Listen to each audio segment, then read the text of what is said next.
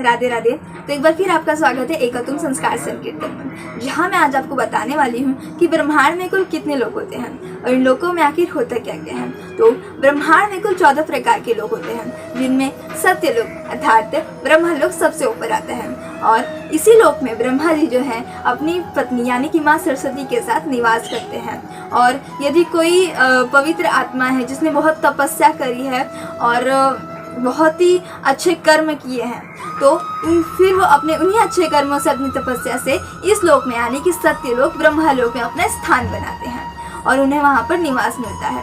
इसके बाद आता है तपलोक। तपलोक में जो भगवान विष्णु के जो 4 कुमार अवतार हैं वह वहाँ पर निवास करते हैं और वो यहाँ पर तपस्या करते हैं, इसलिए इस लोक का नाम भी तपलोक पड़ा है। इनके नाम कुछ इस प्रकार से हैं: सनत, सनक, सनंदन और सनातन। अब ये 4 कुमार की जो आयु रहती है, उनकी जो कद रहते हैं, 5 वर्ष का जो कोई बच्चा है तो उसकी आयु के बराबर ही हमेशा उनका कद होता है।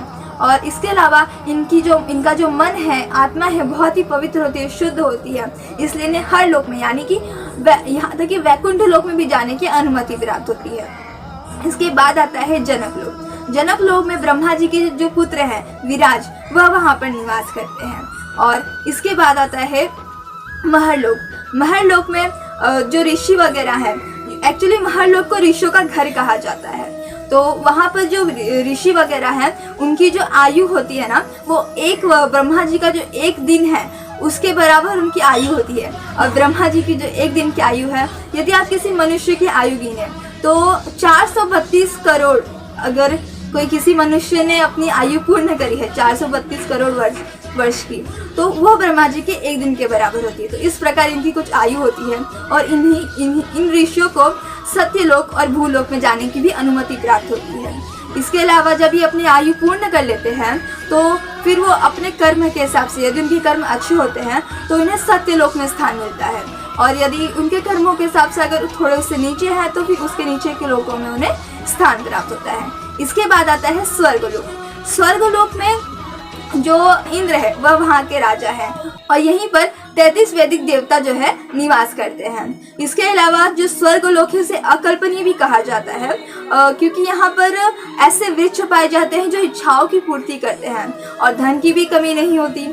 और इसके अलावा अगर कहें तो अंतरिक्ष में जो लेके जाते घुमाते हैं वैसे जहाज भी पाए जाते हैं यहाँ पर। और जो इस लोक को ही कामधेनु गाय और जो 3 सर वाला जो ऐरावत हाथी है और जो उड़ने वाला घोड़ा है उच्चैश्रवा, इन्हें अमृत मंथन द्वारा प्राप्त हुआ है। और फिर इनका जो कार्य होता है राक्षसों से हर लोक की रक्षा करना। इसके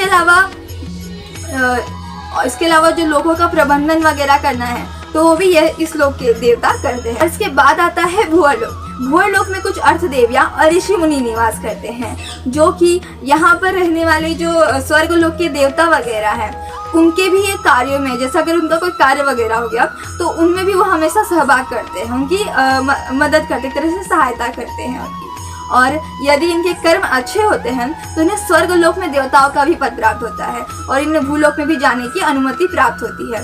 और इसके अलावा यदि अगर इनके कर्म जैसे बुरे हैं या फिर उससे थोड़े नीचे के हैं तो इन्हें मनुष्य लोक या फिर मनुष्य योनि या फिर उसकी नीचे की योनि जो है प्राप्त होती है। और इसी भुवरलोक में धुरलोक, सप्तऋषि लोक, सौर मंडल, नक्षत्र लोक, सूर्य लोक, चंद्र लोक और राहु केतु लोक और अंतरिक्ष लोक आता है। लोक अगर कहे तो पृथ्वी के ऊपर ही पाया जाता है, जहाँ पे वायु और जल व्याप्त होती हैं। और इसके अलावा जो भूत पिशाच है वह भी वहीं पर निवास करते हैं। और इसके बाद आता है, ये तो हो गए भुवरलोक में, ये जो लोक आते हैं बीच में वह तो भुवरलोक में आते हैं। और भुवरलोक के बाद आता है फिर भूलोक। भूलोक में हम जैसे इंसान यानी कि जो मनुष्य है वो यहाँ पर निवास करते हैं, और जो अन्य प्राणी है जो 84 लाख योनियाँ हैं इसी भूलोक में पाई जाती हैं, वो यहीं पर निवास करते हैं। परंतु एक तरह से कहे तो ये जो भूलोक है इसे नश्वर लोक भी कहा जाता है और मृत्यु लोक भी कहा जाता है और पुण्य पाप के लोक भी कहा जाता है,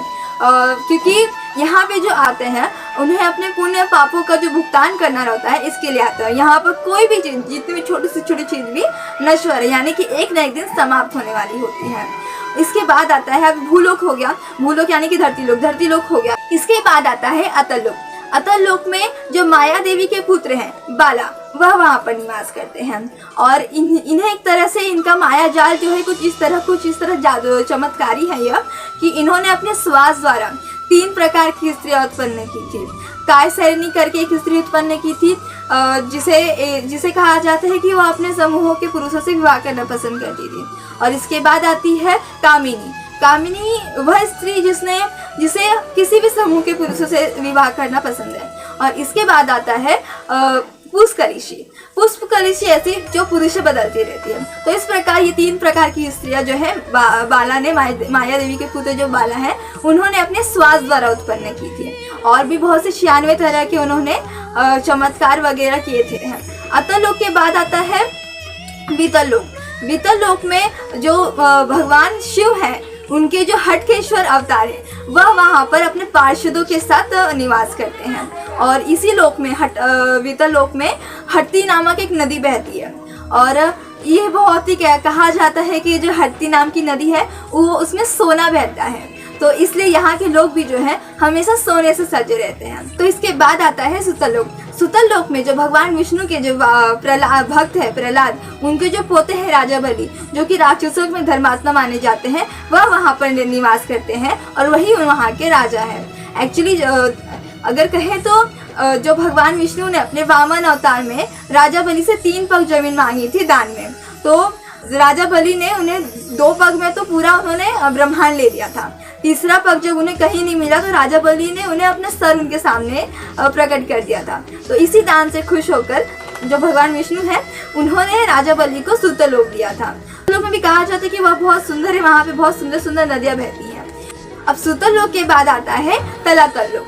तलातल लोक में जो मायासुर है, जिसे एक तरह से राक्षसों का वास्तुकार भी कहा जाता है, वह वहाँ पर निवास करते हैं। और इनका जो जादू है एक तरह से एक मायाजाल भी कहा जाता है। और तलातल लोक के बाद आता है महातल लोक। महातल लोक में जो ऋषि कश्यप की जो पत्नी है कदु, उनसे उत्पन्न हुए जो बहुत सारे सर वाले जो नाग है वह महातल लोक में निवास करते हैं, जिनमें कालिया नाग भी आता है।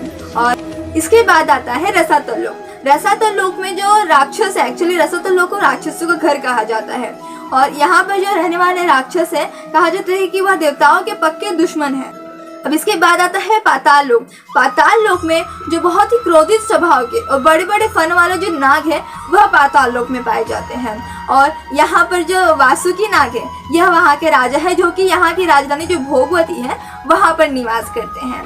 और इसके अलावा जो पाताल लोक को कहा जाता है कि यहाँ के जो रहने वाले नाग हैं उनके सर पे जो मणियाँ रहती है, उनके हर नाग के सर पे मणियाँ हैं जो कि बहुत ही चमकदार है। और जैसे कि सभी को पता है कि पाताल लोक जो है वहाँ पे सूरज की रोशनी नहीं जाती, पर इनके सर की जो मणियाँ इतनी चमकदार होती है कि वहाँ पे कभी अंधकार नहीं होता। जैसे कि कहानियों में सुना है, कहानियों में नहीं एक्चुअली सत्य घटना है, कथाओं वगैरह में सुनने आती है कि नारद जी जब एक बार पाताल लोक स्वर्ग लोक गए थे तब उन्होंने देवताओं से कहा था कि पाताल लोक तो इतना सुंदर है कि वहाँ पे रहने वाले जो नाग हैं उनके सरों पर जो मणियाँ हैं वो इतनी चमकदार है कि वहाँ पे सूरज की रोशनी न होते हुए भी वहाँ कभी अंधकार नहीं होता। और कमल के वन में बहुत ही सुंदर सुंदर नदियाँ जो हैं वहाँ पर बहती रहती हैं। अब इन्हीं 14 लोकों में पाताल लोक जो अंतिम है, इसके नीचे भी कुछ 2 लोक आते हैं जो अनिस्थाई हैं, जिनमें आता है पहला पृथुलोक। पृथुलोक में जो पितृलोक है, जो आत्मा बहुत ही पूजनीय हो जाती है, उन्हें पितृलोक में जगह दी जाती है, वह वहाँ पर निवास करते हैं। और पितृलोक के बाद आता है नरक लोक। नरक लोक में जो पाप आत्माएं होती हैं, जिन्होंने बहुत पाप किए हैं, वह क्षमा करने योग्य नहीं होते, तो उन्हें नरक लोक भेजा जाता है नरक की यातना भोगने के लिए। और जब इनकी जो पाप की जो यातनाएं रहती हैं वह जब पूर्ण हो जाती हैं तो उसके बाद फिर उन्हें उनके कर्मों के हिसाब से जन्म वगैरह जो है मिलता है, या फिर अलग कहीं स्थान मिलता है, उनके कर्मों के हिसाब से होता है। और इसके अलावा जो नरक लोक है, जिनमें सूर्य की पुत्र जो यमराज है, यमलोक के जो राजा हैं, उनके निर्मित में उनके यह नरक लोक जो है चलाया जाता है, जिसमें चित्रगुप्त, जहाँ पर चित्रगुप्त जो है लोगों की सूची, लोगों के कर्मों की सूची के अनुसार वो उन्हें दंड प्रदान करते हैं। तो यह रही कि जो ब्रह्मांड में कुल कितने लोग होते हैं, इन लोगों में आखिर होता क्या क्या है। और अगर यदि कोई चीज़ें मैंने आपको बताने में असमर्थ हो रही हूँ तो उसके लिए पहले क्षमा चाहती हूँ मैं। आप कमेंट में क्वेश्चन पूछ सकते हैं, और यदि कोई मैं कोशिश करूँगी कि कमेंट में आंसर दूँ, या फिर उसके अलावा अगर ज़रूरत लगी कि इसके ऊपर वीडियो बनानी चाहिए तो मैं वो भी आपके सामने लेकर आऊँगी। तब तक के लिए thank you for watching. Hare Krishna.